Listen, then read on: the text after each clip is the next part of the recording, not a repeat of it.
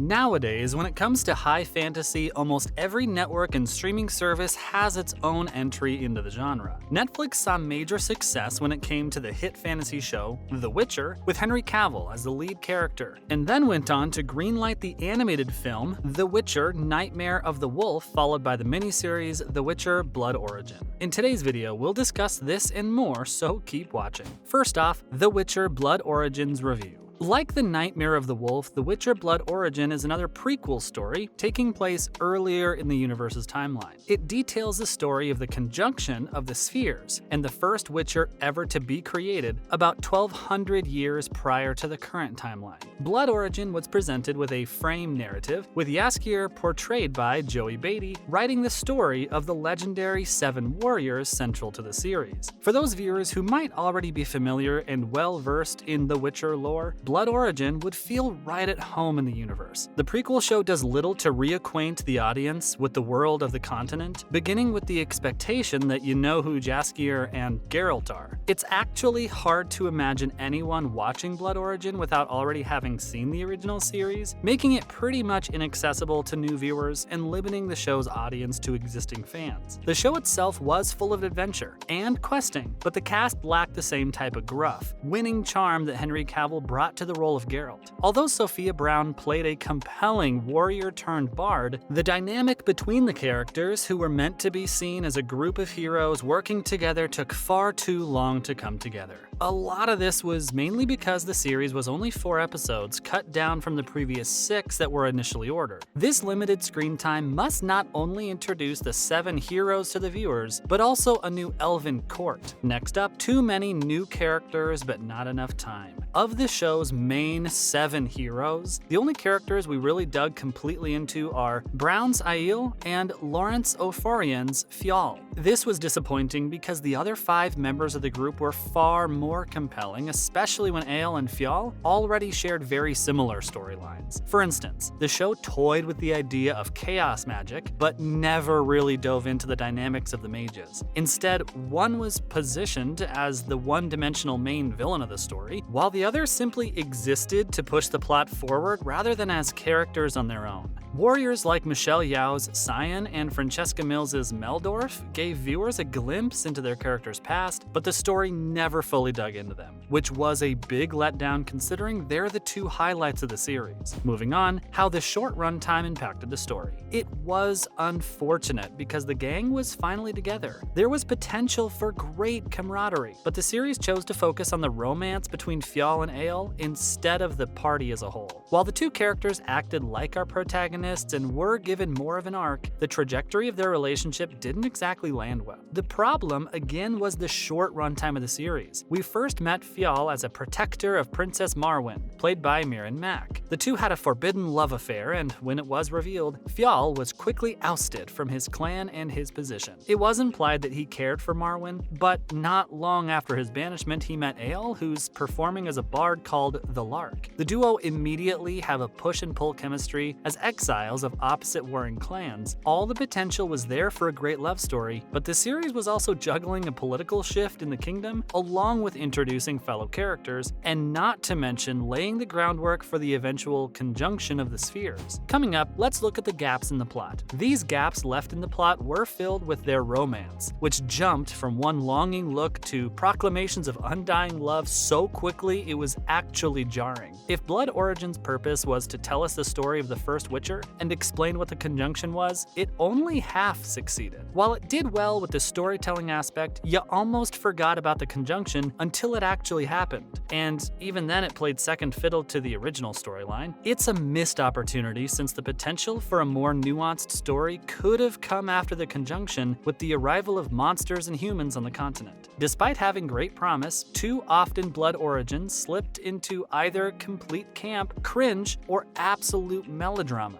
Part of what makes fantasy series like The Witcher excitings a rich cast of characters who might initially fit into archetypes of villains and heroes, but actually reveal themselves to be complex people who can expand far beyond this. Blood Origin did try to do this, but fell flat. The villains felt half-baked, which made their goals seem like mere obstacles erected for the heroes to topple. Even Lark's songs were way less catchy compared to the likes of Toss a Coin to Your Witcher, with her ballads acting more to fill in for exposition than for entertainment. Ultimately, the enjoyment of Blood Origin all depends on how invested you are in the Witcher universe and how convinced you are by the sloppy storylines it presented. Now let's look at what would happen if Henry Cavill were to leave the show. First off, his leaving The Witcher would be even worse, if not for Blood Origin. The Witcher fans may still be reeling from the news that Henry Cavill's leaving, but The Witcher Blood Origin already suggests where the Netflix franchise can go without Cavill. Recently, Henry Cavill and Netflix revealed that Geralt of Rivia would be portrayed by Liam Hemsworth after The Witcher Season 3. Less than 2 weeks later, Netflix released the second teaser trailer for The Witcher Blood Origin, the prequel series, and the timing couldn't be better. Henry Cavill's The Witcher exit had some obvious downsides, but his absence shouldn't be considered a hopeless situation. Losing the show's biggest star meant a cumulative gain for the rest of a fascinating universe bursting with lore. Blood Origin's already establishing a precedent for just how much potential the continent's characters and stories have outside Geralt, and the prequel also provides very early breathing room for Liam Hemsworth before Season 4's debut, which would surely be heavily scrutinized.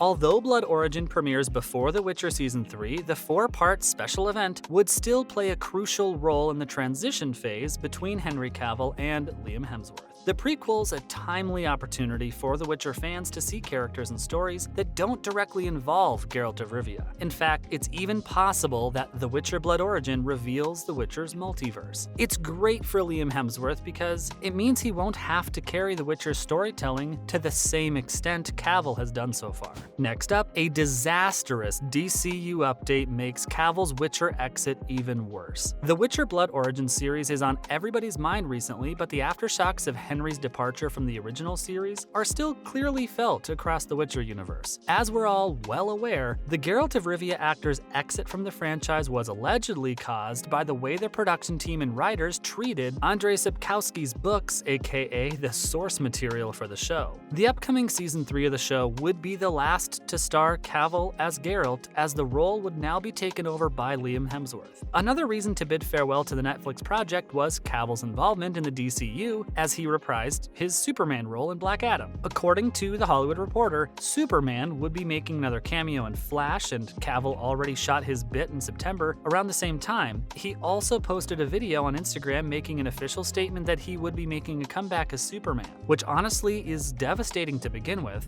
First Geralt, then Superman? What's cooking, Henry? Moving on, here's why he probably stepped down as Geralt. It's also been reported that the atmosphere forced him to step down as Geralt because he was sick and tired of fighting his way through the crew's mess. When asked if there would be more The Witcher spin-offs and prequels, Lauren Hissrich said that the possibilities were endless, but it would all depend on the fans. Dabara even endorsed Hissrich, saying that this model perfectly fits Sapkowski's world, calling the author the king of short contained stories that fed The Witcher's world. At the same time, the stories were sort of standalone and existed on their own. He believed the spin-offs and sideshows would all be great for the Witcher universe. Lastly, Season 4 promises to be fantastic even without him. While the fleet of Cavill fans is still in shock over his departure from The Witcher, there seems to be one person who doesn't care. That person is Laura Schmidt-Hissrich, the series producer, who has recently admitted in an interview that Season 4 of the show would be just fantastic. Hissrich and the show writer Declan Dabara were speaking ahead of the release of The Witcher Blood Origin, which is set to be the prequel of the original show.